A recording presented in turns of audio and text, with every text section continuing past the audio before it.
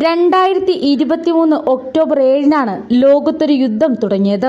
Israel അതിർത്തികൾ ഭേദിച്ചു വന്ന Hamas ഭീകരർക്കെതിരായ പ്രത്യാക്രമണം. Israel യുദ്ധം പ്രഖ്യാപിച്ചതോടെ പിന്നെ ഉഗ്ര പോരാട്ടമായിരുന്നു. ഖാസ ലക്ഷ്യമിട്ട ഇസ്രായേലിൽ നിന്ന് മിസൈലുകളും ബോംബർ വിമാനങ്ങളും ആകാശത്ത് വട്ടമിട്ട് പറന്നു. ഭീകരർ ഒളിച്ചിരിക്കുന്നുവെന്ന് തോന്നിയ സകല സ്ഥലങ്ങളിലും ഇസ്രായേൽ ഒരു ലക്കും ലഗാനുമില്ലാതെ ബോംബിട്ടു, മിസൈൽ വർഷിച്ചു. നൂറുകണക്കിന് പേരാണ് ഓരോ ദിവസവും ഖാസയിൽ മരിച്ചു വീണത്.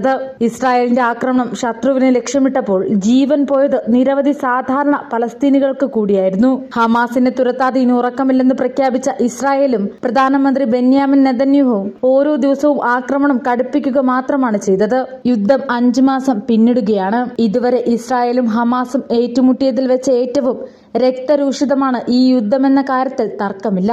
ഖാസയിലെ ഹമാസിനെ വകവരുത്തുമെന്ന പ്രഖ്യാപനം അന്വർത്ഥമാകും പോലെയാണ് യുദ്ധത്തിന്റെ ബാക്കി. ഇതുവരെ മരണം 30,000 കടന്നു. കൃത്യമായി പറഞ്ഞാൽ ശനിയാഴ്ച രാത്രി വരെയുള്ള കണക്കനുസരിച്ച് 30,410 പേർ കൊല്ലപ്പെട്ടതായാണ് കണക്കുകൾ.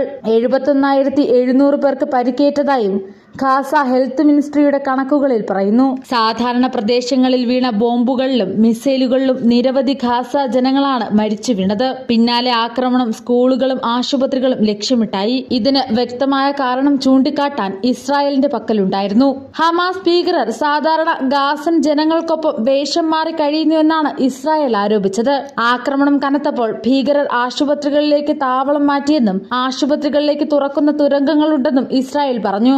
ആദ്യം ലോകം ഇതെല്ലാം വിശ്വസിക്കാൻ പ്രയാസപ്പെട്ടെങ്കിലും ഗാസയിൽ കടന്നു ചെന്ന ഇസ്രായേലി സൈന്യം ഇതെല്ലാം സത്യമാണെന്ന് ലോകത്തെ അറിയിച്ചു. കഴിഞ്ഞ ദിവസം UN സംഘം എത്തിച്ചു നൽകിയ ഭക്ഷണത്തിനായി കാത്തുനിന്നവർക്ക് നേരെ ഇസ്രായേൽ വെടിവെച്ചിരുന്നു. 100-ലേറെ പേർ ഈ സംഭവത്തിൽ മരണപ്പെട്ടു. ഇതാണ് ഒടുവിലെ ഏറ്റവും വലിയ മനുഷ്യക്കുരുതി. ഭക്ഷണം വാങ്ങാനുണ്ടായ തിക്കിലും തിരക്കിലുമാണ് ഭൂരിഭാഗം മരണങ്ങളെന്നും ജനക്കൂട്ടം അക്രമാസക്തമാകുമെന്ന് കണ്ടപ്പോൾ മാത്രമാണ് വെടിവെച്ചതെന്നുമാണ് ഇസ്രായേലി സേനയുടെ വിശദീകരണം. എന്തായാലും സംഭവത്തെ അറബ് രാജ്യങ്ങളും US-ഉം കടുത്ത ഭാഷയിൽ അപലപിച്ചിട്ടുണ്ട്.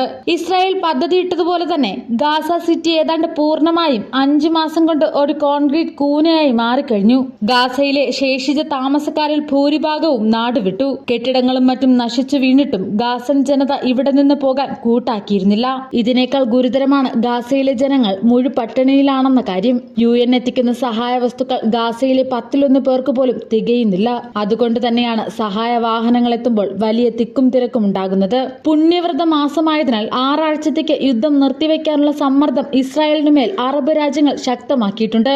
ഇതിനായുള്ള ചർച്ചകളും അവസാന ഘട്ടത്തിലാണ്. എന്നാൽ ഇത്രയും നാൾ നീണ്ടു നിൽക്കുന്ന വെടിനിർത്തൽ വലിയ ആശങ്കയും ഇസ്രായേലിന് നൽകുന്നുണ്ട്.